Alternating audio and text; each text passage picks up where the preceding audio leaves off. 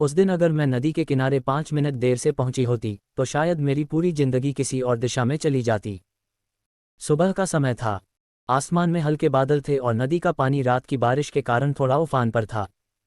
मैं हमेशा की तरह सिर पर कपड़ों की बड़ी गठरी उठाए घाट की ओर जा रही थी। तभी मेरी नज़र पानी में बहती एक छोटी सी लकड़ी की पेटी पर पड़ी। पहले तो मैंने ध्यान नहीं दिया, लेकिन अचानक उस पेटी के अंदर से किसी बच्चे के रोने जैसी हल्की आवाज़ सुनाई दी। मेरे कदम वहीं रुक गए। दिल जोर जोर से धड़कने लगा। मैं दौड़कर नदी के किनारे पहुंची और किसी तरह उस पेटी को पकड़ लिया। जब मैंने कांपते हाथों से उसका ढक्कन खोला तो मेरी आंखें फटी की फटी रह गईं। अंदर एक नवजात बच्चा था। उसकी बड़ी बड़ी आंखें मुझे देख रही थीं और उसके साथ रखा था एक छोटा सा कागज जिस पर सिर्फ 4 शब्द लिखे थे, इसे बचा लो, कृपया। उस पल मुझे बिल्कुल अंदाजा नहीं था कि यह बच्चा आने वाले वर्षों में मेरी जिंदगी का सबसे बड़ा रहस्य बनने वाला था। मेरा नाम सरिता है। आज लोग मुझे सम्मान से जानते हैं, लेकिन एक समय था जब मेरे पास 2 वक्त की रोटी तक का भरोसा नहीं होता था। मैं एक छोटे से गांव में रहती थी और लोगों के कपड़े धोकर अपना गुजारा करती थी।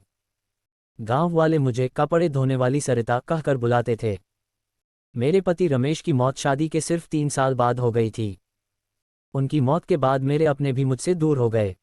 ससुराल वालों ने घर से निकाल दिया। मायके वालों ने कहा कि वे मेरी जिम्मेदारी नहीं उठा सकते। उस समय मेरी उम्र सिर्फ 24 साल थी। दुनिया बहुत बड़ी लगती थी और मैं बहुत अकेली। जीने के लिए मैंने नदी किनारे कपड़े धोने का काम शुरू किया। सुबह से शाम तक मैं पानी में खड़ी रहती। सर्दियों में हाथ सुन्न हो जाते, गर्मियों में सिर झुलस जाता, लेकिन पेट की आग सब कुछ सहना सिखा देती है। धीरे धीरे लोगों ने अपने कपड़े मुझे देने शुरू कर दिए। मेरी कमाई बहुत कम थी, लेकिन किसी तरह जिंदगी चल रही थी। फिर वह बच्चा मेरी जिंदगी में आया। मैं उसे घर ले आई। पूरा गांव मेरे खिलाफ हो गया। कौन जाने किसका बच्चा है, मुसीबत मोल मत ले, अनाथालय में छोड़ा, हर कोई यही कह रहा था। लेकिन जब भी मैं उस मासूम चेहरे को देखती मेरा दिल पिघल जाता। मैं उसे छोड़ नहीं सकी। मैंने उसका नाम रखा आरव। उस दिन से वह मेरा बेटा बन गया। खून का रिश्ता नहीं था, लेकिन दिल का रिश्ता उससे कहीं गहरा था।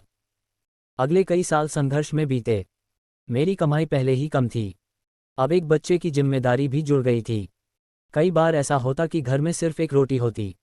मैं उसे आरव को खिला देती और खुद पानी पीकर सो जाती। उसे कभी एहसास नहीं होने दिया कि उसकी माँ भूखी है। उसकी मुस्कान ही मेरी ताकत थी। आरव बहुत होशियार था। गांव के स्कूल में पढ़ता था और हमेशा अव्वल आता था। शिक्षक उसकी तारीफ करते नहीं थकते थे। एक दिन उसके मास्टर जी मेरे घर आए। उन्होंने कहा, सरिता, इस बच्चे में बहुत प्रतिभा है, इसे आगे पढ़ाना। मैं मुस्कुराई, लेकिन अंदर से रो पड़ी, क्योंकि मुझे पता था कि आगे की पढ़ाई का खर्च उठाना मेरे लिए लगभग असंभव था। उस रात मैंने एक बड़ा फैसला लिया। मेरे पास एक ही कीमती चीज़ थी, मेरी माँ की दी हुई चांदी की पायल। मैंने अगले दिन उसे बेच दिया। जो पैसे मिले उनसे आरव का दाखिला शहर के अच्छे स्कूल में करवा दिया। जब वह स्कूल के पहले दिन नई यूनिफॉर्म पहनकर मेरे सामने खड़ा हुआ तो मेरी आंखें भर आईं। मुझे लगा जैसे मेरी सारी मेहनत सफल हो गई। समय गुजरता गया। आरव बड़ा होता गया। उसकी पढ़ाई शानदार चल रही थी, लेकिन उसी दौरान मेरे शरीर ने जवाब देना शुरू कर दिया। सालों तक नदी में खड़े होकर काम करने का असर अब दिखने लगा था। घुटनों में दर्द रहने लगा, कमर झुक गई, हाथों में कंपन होने लगी। फिर भी मैंने काम नहीं छोड़ा, क्योंकि मेरे सपने अभी अधूरे थे। एक दिन आरव स्कूल से लौटा। उसके चेहरे पर अजीब सी उदासी थी। मैंने पूछा, क्या हुआ बेटा? वह कुछ देर चुप रहा, फिर बोला, माँ, लोग कहते हैं कि मैं आपका असली बेटा नहीं हूँ। मेरे हाथ से बर्तन गिर गया। जिस सच को मैं सालों से छुपा रही थी वह आखिर उसके सामने आ ही गया। उस रात मैंने उसे सब कुछ बता दिया। नदी, लकड़ी की पेटी, वह कागज, सब कुछ। मैं डर रही थी कि कहीं वह मुझसे दूर न हो जाए। लेकिन मेरी बात खत्म होते ही उसने मुझे गले लगा लिया और रोते हुए बोला, माँ, जिसने जन्म दिया वह मेरी माँ नहीं, जिसने जिंदगी दी वही मेरी माँ है। उस दिन मुझे लगा जैसे भगवान ने मेरी सारी तकलीफ़ों का इनाम दे दिया। लेकिन असली कहानी अभी शुरू हुई थी। आरव 17 साल का हो चुका था। एक दिन हमारे घर एक बड़ी काली कार आकर रुकी। पूरा गांव देखने के लिए जमा हो गया। कार से एक बुजुर्ग आदमी उतरा। उसके साथ 2 लोग और थे। उसने सीधे मेरे घर का दरवाजा खटखटाया। मैं घबरा गई। उसने अंदर आते ही पूछा, क्या यहाँ आरव रहता है? मेरे दिल की धड़कन तेज हो गई। मैंने हाँ में सिर हिलाया। उस आदमी की आंखें भर आईं। वह कांपती आवाज में बोला, मैं उसे पिछले 17 साल से ढूंढ रहा हूं। इसके बाद जो सच सामने आया उसने मेरे पैरों तले जमीन खिसका दी। उस बुजुर्ग का नाम जगदीश सिंह था। वह एक बहुत बड़े उद्योगपति थे। उन्होंने बताया कि आरव उनके बेटे और बहू का बच्चा है। 17 साल पहले उनके परिवार पर हमला हुआ था। उस अफरा तफरी में बच्चा गायब हो गया। सभी को लगा कि वह मर चुका है, लेकिन किसी वफादार नौकर ने उसे बचाकर नदी में बहा दिया था ताकि दुश्मनों से उसकी जान बच सके। जगदीश सिंह ने कई सबूत दिखाए, पुरानी तस्वीरें, जन्म का रिकॉर्ड, एक खास लॉकेट जो उसी पेटी में था और जिसे मैंने आज तक संभाल कर रखा था। अब कोई शक नहीं बचा था, आरव सचमुच उनका पोता था। मैंने आरव की तरफ देखा। उसकी आंखों में भी आंसू थे, लेकिन उन आंसुओं में खुशी कम और डर ज्यादा था। शायद उसे डर था कि अब वह मुझसे दूर हो जाएगा। जगदीश सिंह ने मेरी तरफ देखा, फिर अचानक मेरे पैरों में झुक गए। पूरा गांव हैरान रह गया। उन्होंने कहा, आपने मेरे परिवार की सबसे बड़ी अमानत बचाई है। मैं आपका यह एहसान कभी नहीं चुका सकता। मेरी आंखों से आंसू बह निकले। कुछ दिनों बाद उन्होंने आरव को अपने साथ शहर चलने का प्रस्ताव दिया। यह उसके भविष्य के लिए अच्छा था, बहुत अच्छा, लेकिन मेरे लिए यह किसी दिल टूटने से कम नहीं था। जिस दिन वह जाने वाला था मैं पूरी रात सो नहीं सकी।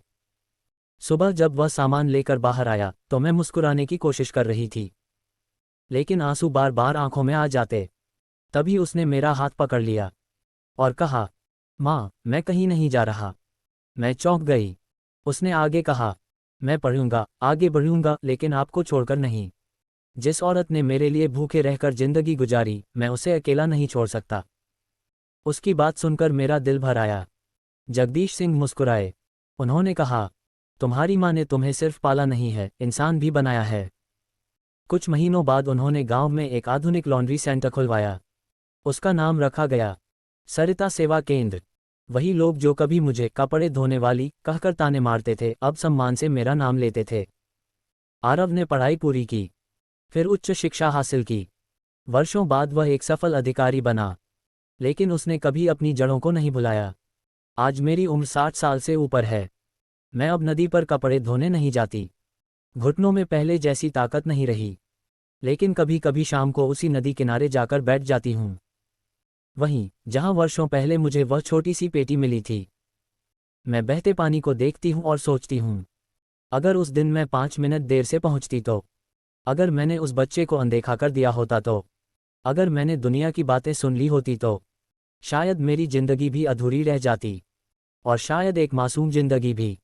आज लोग मुझे अमीर परिवार के वारिस की पालनहार माँ कहते हैं, लेकिन मैं खुद को सिर्फ एक साधारण औरत मानती हूँ।